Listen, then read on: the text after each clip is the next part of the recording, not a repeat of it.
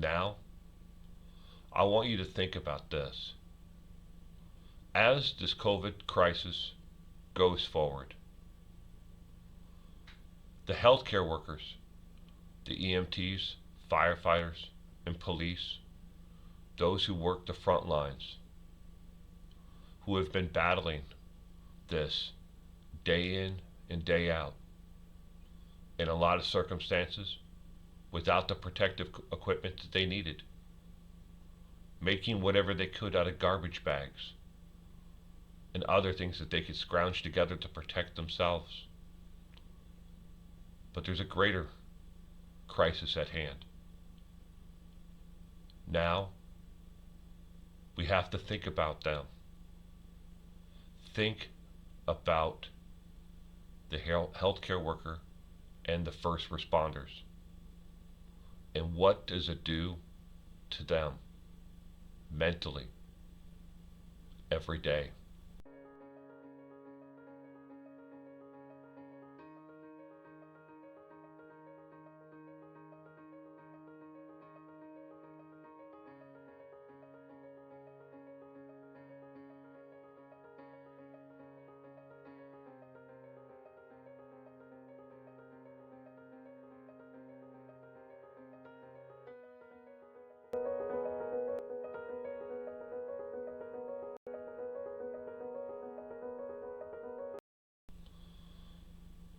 Think about this. If you worked in a hospital in a major metropolitan area, doesn't matter if it's Los Angeles, Seattle, New York, Chicago, or Miami, and you saw 200, 300, 400, 500, 600, 700 patients a day die, how would that play in your mind? You've taken an oath to help, to do no harm. 700 patients. When a patient is hospitalized with a positive COVID result, they're put in isolation, and very few, if anyone, is allowed into the room with that patient. Many of them die alone, with no one with them at all.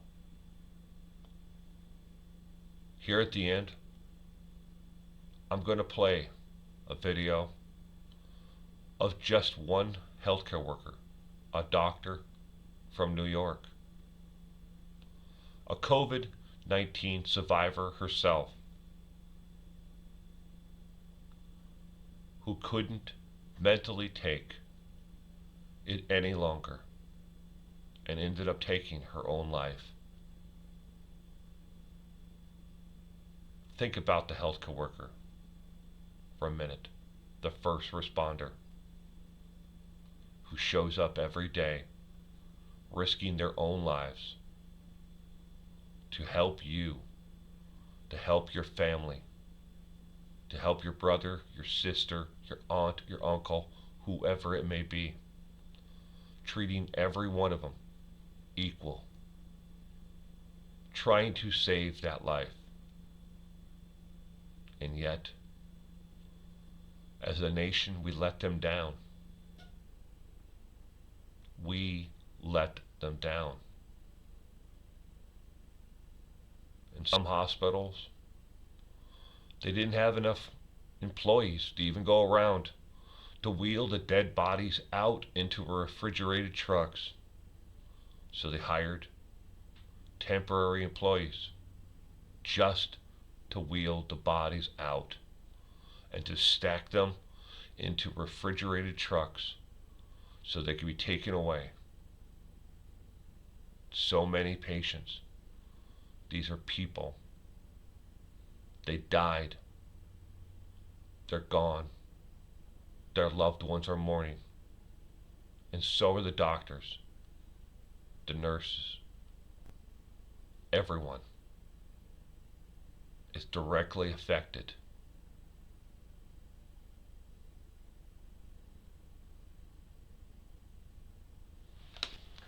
In the midst of this global pandemic, people are talking about the urgent, critical need for personal protective equipment. They are sharing concerns about the impending lack of respirators and the need for testing on social media and in the media as general. And they are encouraging people to flatten the curve through social distancing. But no one is talking about the potential mental health crisis facing healthcare workers on the front lines of this pandemic. To the outside observer, healthcare workers look strong and resilient in the face of the unknown. They inspire us as they go to work every day at great personal risk to keep others safe. In truth, personal protective equipment is critical to protect the healthcare professionals' physical and mental well being. Without this protective, they would worry that they will get sick and infect others. The risk of infection, especially if it is asymptomatic, instills fear and spreads the virus to their patients and their families. These fears are further magnified when being quarantined because of a positive 19 test. We know from studies during the SARS epidemic that quarantine has a serious side effect on the mental health of healthcare workers. It predicted symptoms of acute stress disorder, depression, and alcohol abuse. Even 3 to 5 years later, after the outbreak, quarantine was associated with post traumatic stress symptoms, which were again more severe in healthcare workers. As a result, many experienced avoidance behaviors and sought to minimize contact with patients. Some never reported back to work at all and moved on to other fields of employment. Healthcare workers are also concerned they might die from COVID 19.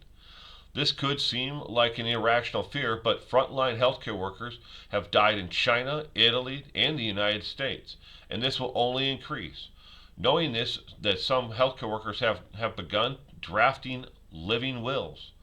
Some healthcare workers are using words like betrayal, coercion, and moral injury to describe this experience. They feel betrayed by their employers, the healthcare system, and the government, all of which are woefully unprepared for a pandemic and then chose to ignore the warning signs. Some are concerned they will be called upon to do work that they haven't done in years due to staffing concerns. Even still, others are grieving from the traumas of what they see day in and day out. If you worked in a hospital in New York City or another metropolitan area and you watched 700 people a day die, how would you feel? Would you be able to go back to work the next day? Following is a story of one such brave doctor who is in the trenches every day fighting this pandemic. Her story is not unique, it's just the latest one. This same story has played out from Los Angeles, Colorado, Chicago, New York, Miami, and in Texas. Every major metropolitan area in the United States is seeing more and more stories just like this from doctors, nurses, medical staff, and those who are tasked with the job to remove the bodies of all those who have died. They can't rely just on a coroner anymore. In some hospitals, they've had to reach out and get people who can remove the dead bodies of those who have succumbed to the COVID 19 who are being paid minimum wage. It's a job, and they need a job. They have to feed their families. $1,200 doesn't go far when you have a newborn at home who you weren't qualified to claim on your taxes to get that additional $500. So this story is going to continue to play out over and over and over again in large, small, and medium-sized towns and cities all over the U.S. It has played out all over the world. But this brave doctor is just the latest. Heartbreaking loss in the front lines of this fight. A well-known ER doctor here in New York who battled to save the lives of so many others. Her family now says she has taken her own life after describing the horrors she saw. We get more now from NBC's Stephanie Gosk. Today, a tragedy of a different magnitude among the ranks of health workers who have treated the sickest of the sick. Dr. Lorna Breen, an emergency room doctor at New York's Presbyterian Hospital, took her own life. In a statement to NBC News, her father said, like the many heroes that are still there, she was in every way in the trenches of this war, fighting the effects of this COVID virus that she contracted herself. Dr. Breen survived the virus, but it was the grueling work, her father says, that took a grave toll. Life and death struggles are part of the job at any hospital, but for many health workers, the coronavirus experience has been more difficult and more emotional. I wish I had known the type of emotional havoc this would have caused on my life, the lives of my colleagues, and my patients. Dr. Rishi Ratan spoke to NBC News last week from the University of Miami. It's hard not to take your work home with you. I sit at home reliving each death, each delay in my head. Nurse Ashley Way struggles with the same thing.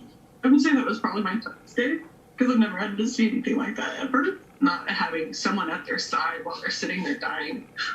Some of the healthcare workers worry that what they are seeing now will affect them for life. The risks for their mental health are exhaustion, isolation, and anxiety. And that mix by itself really heightens the risk of everything else. Tonight, Dr. Lorna Breen's father tells NBC News she was, in every sense of the word, a hero who gave her life for her friends and city. A casualty, he says, of this virus, just like so many thousands of others.